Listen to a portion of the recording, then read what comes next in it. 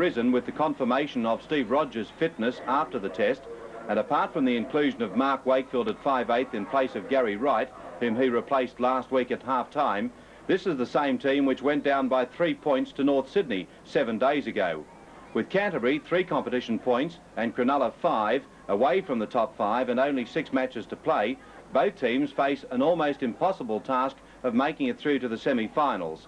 This applies particularly to Cronulla, and Canterbury is the side which really must win today.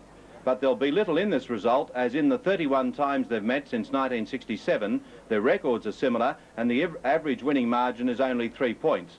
In the first round this year, Canterbury won by 9 points at the Endeavour Field, while last year each lost its home game. Cronulla winning by 7 points here at Belmore and Canterbury by 18 points at Endeavour. We haven't sighted much of the Canterbury attack at this stage because Cronulla have had possession and have been able to maintain pressure on them, but on that occasion, just prior to Gearin kicking that goal, they look very good with the ball and they need plenty of it. They like to throw it around. Well, there was a good break made down the middle, and Canterbury are on the attack with the pass going out to English for Mortimer. He's racing for the line. Across comes Wakefield. Rogers gets him. Well, tit for tat. We saw Rogers filled by Steve Mortimer covering tackle earlier, and that one has saved a certain try. Kicked her in the play the ball, and a penalty will go to Canterbury.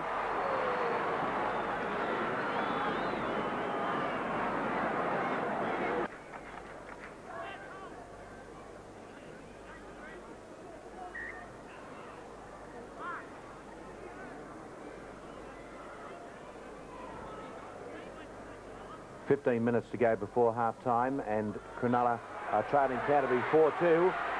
And Canterbury looking for the first try of the match. Mark Hughes gives it out wide. Peter Mortimer going for the line. Across comes the cover, but he's in to score. Peter Mortimer getting quick service. First try of the match to Canterbury. 7 start again. McNamara to Hatch. Haddock. Wakefield on the burst. Pull back. Greg Mullane, Mick Mullane it is. Setter Greg Mullane. Hatch. Rogers. Hatch.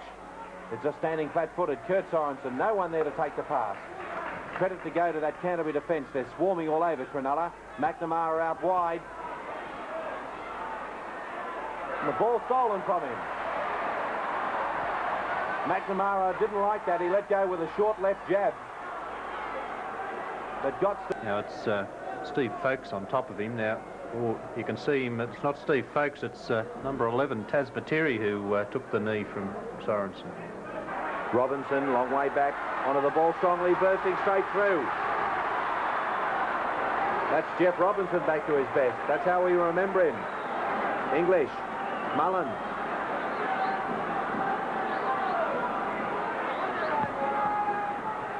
English. Steve Mortimer went the blind side. It was given to Folkes. Turned back inside. Mark Hughes.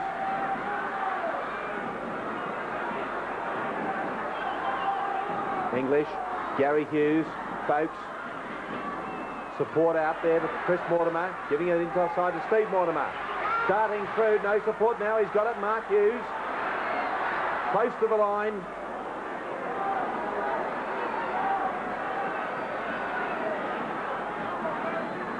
On the burst, Peter Mortimer. He's over. Peter Mortimer scored next to the post. Taking the pass from his brother Steve. And the beauty about that was that he was on the burst when he took it. He was flying onto the ball. And although held by the defence, his weight... Interesting to note that Steve Rogers has taken Perry Haddock away from the half-back position to save him from being sent to the sin bin, and Mark Wakefield feeding that scrum. Well, it's resulted in another scrum win to Canterbury, and fullback Andrew Farrer playing it 12 metres out. Bateri, Steve Mortimer, Gary Hughes. Pass and intercepted, and away goes Greg Mullane, racing downfield. He's got the support after him, along with the defence, but Greg Mullane's going to score under the post from an intercept.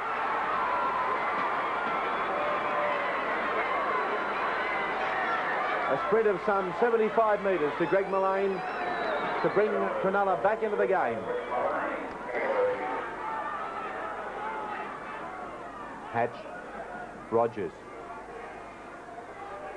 Rogers turning it to the hooker, Roland Beckett.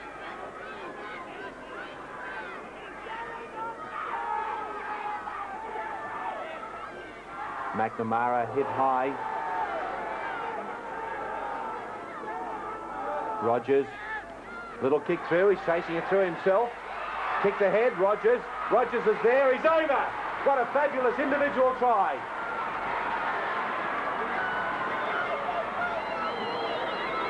That's a great try to bring Cronulla back into the match.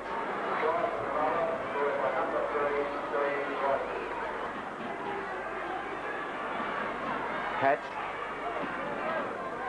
Sorensen on the burst, picked up support, Robert Lane. Lost the ball. Canterbury have got it in their own half. Mark Hughes. That's, folks, a penalty. Centre field. Gearin, quick tap. Caught by Hatch. How many times do we see a game like this with time getting away towards the end? It's 12-all. There's another penalty to Canterbury, but what I was about to say is at 1 point that shadows lengthening, kicking with the breeze. Cronulla looking into the sun. Steve Gearin gets it up nicely. It looks straight. Yes, it's there.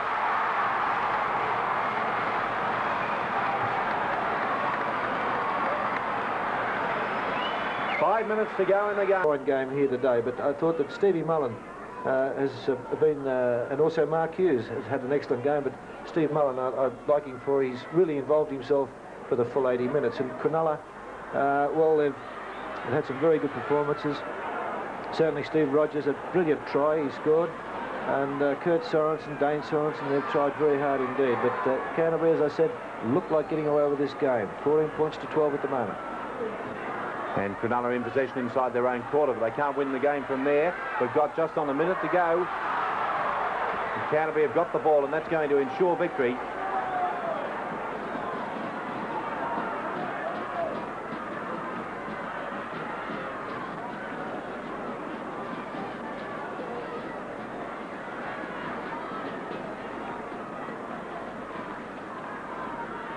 Tasbatiri, and there it is, all over. Victory going to Cronulla, or to Canterbury, by 14 points to 12. So some bright football in what turned out to be a fairly attractive game. 4 tries were scored for Canterbury. Peter Mortimer got both of them, and Steve Gearin kicked 4 goals from 6 attempts. For Cronulla, Greg Mullane and Steve Rogers scored the tries in the second half. Rogers kicked 3 goals from 3 attempts.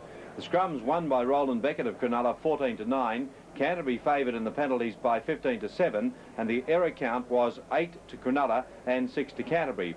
Well, it wasn't really so much a game that Canterbury won, rather one that Cronulla perhaps threw away, and where they did that was 5 minutes before full time. At that stage, the scores were level at 12-all. Steve Folkes was running the ball up towards the halfway mark. He was tackled here by second rower Greg Nixon and David Hatch, and you'll notice that Nixon goes over the top, and there is an infringement in the tackle, not clearing the man to enable him to play the ball, and a penalty was awarded. The ensuing penalty saw a successful goal kick by Steve Gearin, and that 2 points turned out to be the difference in the scores. Well, 3 of the 4 tries were pretty good affairs. Reg, which did you think was the best?